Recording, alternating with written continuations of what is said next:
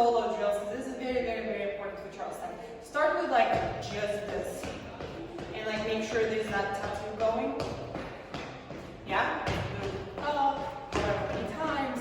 So we practice that. Then we do kick, kick, kick, kick, a double kick. So you can make as many kicks as you want. Practice that on your own. It's very important. And then we did basic Charleston. Yeah? By ourselves, so we do rock, step, kick, double kick, rock, step, kick, double kick. Then we connect it up. Rock, step, kick, double kick. Remember that we're slightly moving forward and back. You can see it better in this angle. Forward, back. Then we did a little kick. Looks like this. Rock, step, swing, rock, step.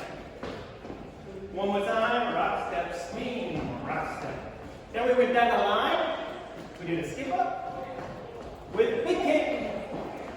Like this. And that what we do last. And then we did the kick aways. So we started with our base like this. And pop, pop, pop. And that's not going there because it's kind of like that. And we're opening up here. And then we can do it here a few times and then